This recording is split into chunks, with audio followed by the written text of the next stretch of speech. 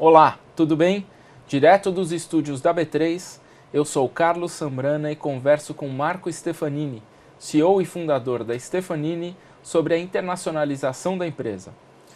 Marco, a Stefanini está entre as 5 empresas mais internacionalizadas do Brasil, de acordo com o estudo da Fundação Dom Cabral. Você falou no último bloco, dos 24 mil funcionários, 12 mil estão fora do Brasil. Como é que foi iniciado esse processo? Você tinha isso em mente ou as coisas foram acontecendo naturalmente? Ou isso era uma estratégia que desde o início você imaginou, comprar empresas fora do Brasil? Na verdade, é um misto um pouco disso que você falou. Na verdade, assim, no início da empresa, realmente não tinha essa visão, porque no início, a gente tem que sobreviver, né? Então, mas a partir do momento que a empresa foi ganhando um pouquinho de corpo, né, eu sempre tive um sonho de atuar internacionalmente, por várias razões. Primeiro, que eu entendo que o movimento global é um movimento de mão dupla, né? O brasileiro aceita tanto os estrangeiros tão bem aqui, recepciona tão bem, por que nós não fazermos o mesmo do outro lado, né? O segundo ponto é que a qualidade do profissional de tecnologia brasileira é muito boa. O perfil do brasileiro é muito bom, ele consegue ter uma visão um pouco mais abrangente, ele não é só técnico, ele conhece muitos negócios, a economia brasileira é diversificada, então a gente tem uma experiência de desenvolver grandes projetos em diferentes áreas, muito interessante. Então, e terceiro, que eu gosto de viajar. Então eu achava também uma oportunidade também unir o útil ao agradável. Então, eu tinha essa visão. E aí me falam que visão estratégica é quando aparece uma oportunidade, se você tem mais ou menos, já está meio preparado, predisposto, você pega aquela oportunidade. Foi o que aconteceu mais ou menos em 95, mais ou menos, 96, quando dois jovens da Argentina vieram me procurar para montar uma sociedade na Argentina. Eles tinham uma empresa de cabeamento, uma empresa bem pequena e não tinha esse valor agregado que nós tínhamos. E a gente começou a empresa, então, em 95, 96. Nós estamos aí há 22, 23 anos atrás. Começamos a nossa pequena experiência numa pequena empresa na Argentina, até porque nós também nós tínhamos um tamanho bastante reduzido também na época. Em 96, qual era o tamanho da Stefanini? Deixa eu ver, assim, era uma empresa 96 de mais ou menos 15 milhões de dólares. Mas em 93, 3 anos atrás, a gente era uma empresa de apenas 1 milhão de dólares. Então a gente realmente começou a crescer a partir de 93, em 3 anos a gente multiplicou por 15 vezes a empresa. E essa experiência na Argentina foi o início de uma expansão internacional muito grande. O que você aprendeu com essa operação na Argentina? E eu queria que você me falasse um pouco como é que foi o avanço para outros países. Tá. Eu tenho uma característica de a gente tem um modelo um pouco ousado, né? A ousadia faz parte do nosso modelo, mas a gente faz de maneira gradativa.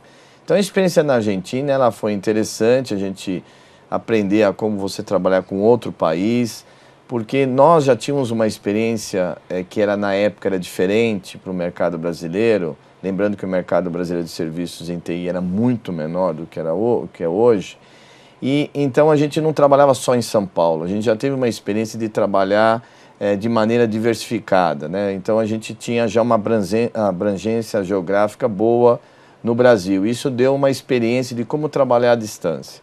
E a Argentina foi uma segunda experiência, mas em outro país, né? Aí, praticamente, de ali 95, 96 até 2000, a gente não abriu nenhum outro escritório. A gente estava muito mais focado no crescimento do Brasil, falar a verdade, porque a gente estava é um período de muito crescimento na Stefanini. A partir de 2000, aí sim a gente acelera bastante. Então, praticamente em 2000, 2001, a gente abriu México, Estados Unidos, Colômbia, Peru, a gente abriu vários países na América Latina e na Norte América. Então, foi ali um período, 2000 e 2001 é um período que a gente realmente começa, vamos chamar assim, a olhar de maneira mais consistente a internacionalização. Mas esses países em que você abriu operação, isso era uma demanda de clientes seus daqui no Brasil?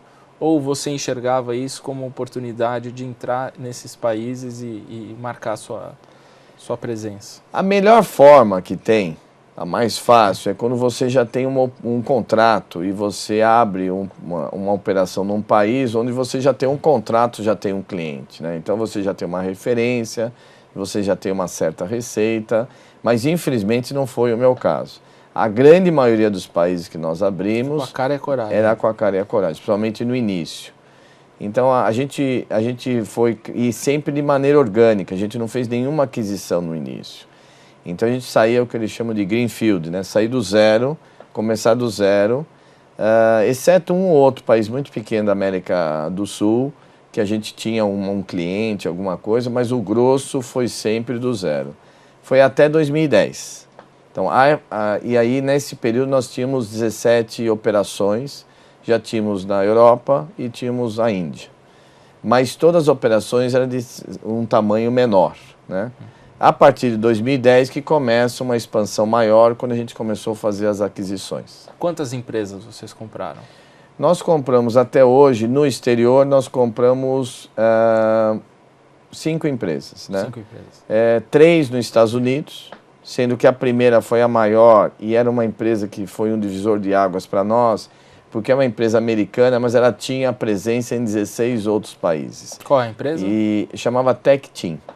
E era uma empresa que tinha uma boa estrutura global, ela trabalhava já no modelo de offshore, nearshore, nos ensinou bastante. E ela tinha presença muito forte na Europa e um pouco na Ásia. Foi aí que a gente realmente ficou mais consistente, tanto nos Estados Unidos, na Europa e na Ásia. A seguir, nós compramos mais 2 empresas nos Estados Unidos e 2 menores na América Latina. Quanto que vocês já investiram em aquisições ao longo desses anos, Marco? No exterior ou no total? No exterior. Eu acho que, na verdade, foi o primeiro, vamos chamar assim, aporte que a gente fez de empréstimos e aporte. Na época dava mais ou menos uns 90 milhões de dólares. É com a Tech Team. Com a Tech Team, e depois, através desse fundo, a gente foi se autofinanciando dentro dessa própria dívida e também dentro do próprio rendimento da empresa. No total, quanto que foi de aquisição? Não, foi mais ou menos... Isso sem ser só o exterior. No total, quando você... No total, eu acho que a gente deve ter, também aqui no Brasil, talvez só a parte do Brasil, talvez some aí uns 150 milhões de reais, tá? A gente é bastante comedido do ponto de vista de negociação, e a gente tem alguns modelos diferentes. Parte do nosso sócio, principalmente no Brasil, em novas tecnologias, a gente os mantém como sócio. Então, é uma aquisição não apenas financeira de quem está vendendo. De conhecimento também. Mas é de somar e para crescer junto, né? Então, aqui no Brasil a gente fez inúmeras aquisições. Acho que no total a gente deve ter feito talvez umas 20 e poucas. Só que no Brasil tinha uma característica diferente no exterior. No exterior a gente, até hoje, compra empresas que têm o mesmo perfil nosso de serviços. Porque a gente quer ganhar escala, quer ganhar volume. No Brasil é o oposto. A gente quer comprar empresas ou adquirir parcialmente empresas que elas agreguem no nosso portfólio de ofertas. Então elas somam na oferta. É mais importante somar na oferta do que somar tamanho. O que eu gostaria de saber é o seguinte, Marco. Por ter metade da tua operação hoje concentrada fora do Brasil, fica mais fácil atravessar crises econômicas, como a gente tem atravessado aqui no Brasil? Ou um sucesso de uma operação em outro país compensa o resultado final, quando tem uma queda ou uma estagnação num determinado mercado? Olha, como tudo na vida, sempre tem prós e contras, né? Certamente um contra de ter operações em tantos países é que é muito mais difícil fazer gestão. Então o seu esforço ele é diluído em vários países, então isso, vamos chamar assim, dificulta, né? Deixa mais complexa a gestão. Por outro lado, o lado positivo é o que você falou, a gente não põe todos os ovos na mesma cesta. Então, a partir do momento que um país ou uma região não vá bem, a gente consegue trabalhar e compensar em outras regiões. Então isso eu gosto desse modelo. E o terceiro ponto que eu acho muito importante é que você enriquece, você cresce muito internamente a empresa, do ponto de vista de qualidade, do ponto de vista de tecnologia, do ponto de vista de gestão, né? Porque a gente aprende muito, né? Então você está em contato com muitos outros países, enriquece os dois lados.